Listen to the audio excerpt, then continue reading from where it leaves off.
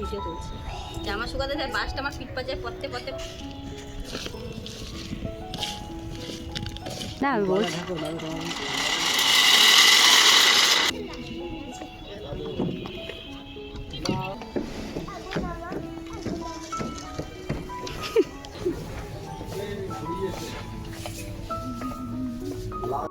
তোমাদেরকে সামনে দিয়ে দেখাই, ও কি সুন্দর দেখো এগুলোকে। হ্যালো এভরিওয়ান, আমি ইতিকা, আরও একটি নতুন ব্লগে তোমাদের সবাইকে ওয়েলকাম। আশা করি সবাই খুব ভালো আছো, আমরাও ভালো আছি। আগের দিন ব্লগে দেখেছিলে যে আমার বড়মশাই বেশ কিছু আমলকি বাজার থেকে নিয়ে এসেছিলো, মানে আমি আনতে বলেছিলাম। তো সেই আমলকি নিয়ে আমি ছাদে চলে এসেছি, কেটে শুকাতে দেবো তাই।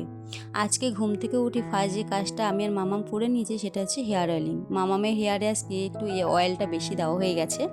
নিচ থেকে ছাদে আসার সময় আমলকিগুলোকে আমি ধুয়েই নিয়ে এসেছি, তাই আলাদা ধোয়ার ঝামেলা রইল না।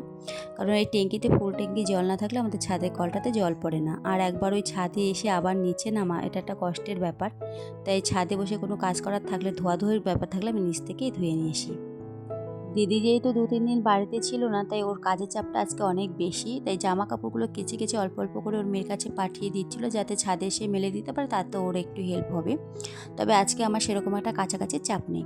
এখানে আমি বসে পড়েছি আমলকি কাটতে, আর এই যে আমলকি কাটতে কাটতে আমাদের দুই পুচকু কতবার এসে যে নুন দিয়ে ট্রাই করে যাবে তার কোনো ঠিক নেই।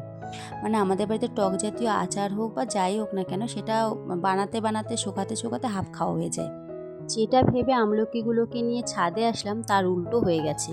ভাবলাম রোদে বসে বসে আমলকিগুলো কাটলে আরাম লাগবে, কিন্তু কিছুক্ষণ রোদে বসে আমলকি কাটার পরে দেখলাম হাত মুখ আমার জ্বলছে। কারণ এখনও তো সেভাবে শীত পড়েনি, তাই রোদের তাপটা খুব একটা বেশিক্ষণ সহ্য হচ্ছে না।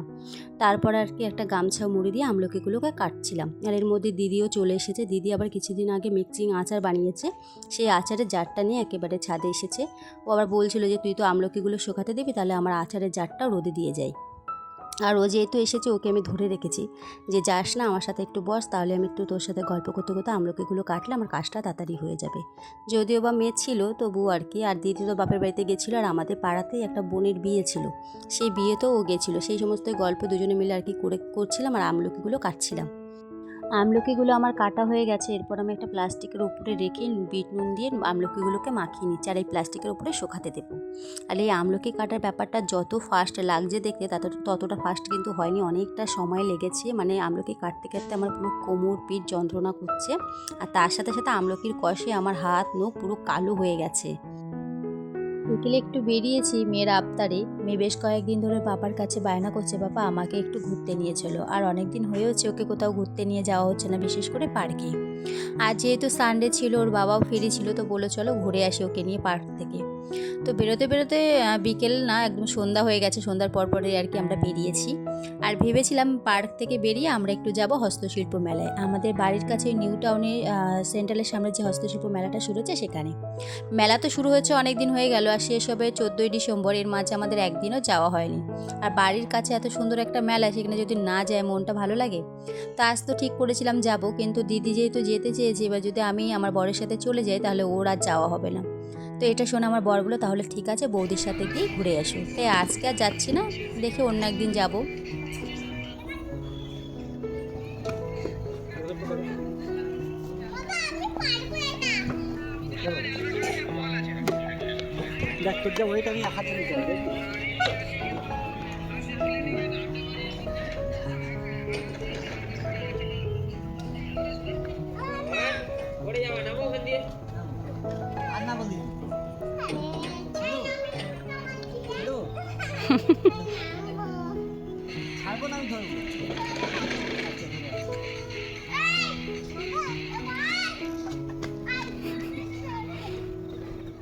পার্ক থেকে বেরিয়ে আমরা চলে এসেছি রিলায়েন্সে। আর আজকে রিলায়েন্সে আসার কারণ হলো গিয়ে, 2 দিন আগে যখন রিলায়েন্সে এসেছিলাম, এখান থেকে দুটো এয়ারটেল কাচের জার নিয়ে গেছি, আর বেশ ভালো ডিসকাউন্টেও পেয়েছি। আর জার দুটো এত ভালো হয়েছে যে বাড়িতে গিয়ে আমার আফসোস হচ্ছিলো যে আর দুটো জার কেন নিয়ে গেলাম না। তো আজ যেহেতু নিউ টাউন পার্কে এসেছি, আর পার্ক থেকে রিলায়েন্সের কাছেই হয়, তো ভাবলাম ঘুরেই যাই, যদি পেয়ে যাই আর দুটো নিয়ে যাব। কিন্তু দুঃখের বিষয় হলো গিয়ে, যে জারগুলো আমি নিতে এসেছি এসে দেখছি আর নেই, সব সেল হয়ে গেছে। ভালো জিনিস তো বেশিক্ষণ থাকে না, তার উপর আবার বেশ ভালো ডিসকাউন্টেও দিচ্ছিল। তো কি করা যাবে, যে যখন এসেছি খালি হাতে যাব, আমি এর সাথে আর একটা জার নিয়ে নিয়েছি। তবে সেটা কাচের নয়, ওই ফাইবারের জার। পার্ক থেকে বাড়ি আসার পরে আজকে রান্নাবান্না করতে প্রচণ্ড ল্যাদ লাগছিলো, আর তার উপরে আজকে ভাত তরকারি রুটি তিনটেই আমাকে বানাতে হবে। ভাত বানাই বা না বানাই রুটিটা বানাতে হবে, কারণ শীতের দিনে রাতে আমার বর্মশাই একেবারেই ভাত খেতে চায় না। গরমে যদিও বা 2-1 দিন ভাত খেলেও শীতে একদমই চায় না। তাই ভাবলাম যে ভাতের ঝামেলা না গিয়ে আমাদের 3 জনের জন্য রুটি বানাই, আর তার সাথে শর্টকাটে সুজিটা করে নিই। আর তাছাড়াও মাঝে মাঝে দেখবে সুজি দিয়ে রুটি খেতে কিন্তু বেশ ভালোই লাগে। আর যেহেতু রাতে সুজি রুটি খাবো, তাই সুজিটা আর ঘি দিয়ে ভাজলাম না, নর্মালি ভাজলাম। সুজি ভাজতে ভাজতে আর একদিকে কিন্তু আমি রুটির তাওয়াতে করে মোমো রুটি ভেজে নিচ্ছি। এই মোমো রুটিটা যদিও বা আমি নাম দিইনি, দিয়েছে আমার মেয়ে। তার কারণ হচ্ছে গিয়ে আমার সাথে সাথে প্রায় দিনই আমার মেয়ে ওর বাবাকে রুটি বানিয়ে দেয়, যেরকম নর্মাল রুটি হয় সেরকম। তো একদিন রুটি বানাতে গিয়েও রুটির লেচিটা ছোট হয়ে গেছিলো, তো সেদিন আর গোল রুটি না বানিয়ে এরকম মোমোর শেপ দিয়ে রুটিটা বানিয়েছিল। তোর বাবা বাড়িতে আসার পরে যখন খেতে দিয়েছিল, বাবা বলছে যে মোমোটা তো খেতে খুব টেস্টি হয়েছে। তো ও তখন বলছে এটা মোমো না, এটা মোমো রুটি। তোর সেদিনকার একটা বানিয়েছিল, আর যেহেতু তোর বাবা বলেছে খুব টেস্টি হয়েছে, এরকম করে এরপর থেকেই বানাবে, তার জন্য আজকে অনেকগুলো বানিয়েছে। তোমাদেরকে সামনে দিয়ে দেখাই, ও কি সুন্দর দেখো এগুলোকে ডিজাইন করে করে বানিয়েছে, আর এইগুলো না সব কটা ফুলেছে একদম।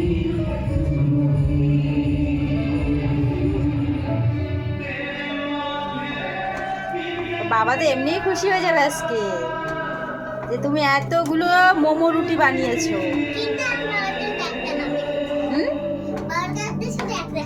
বাবার কাছে এক খাবে।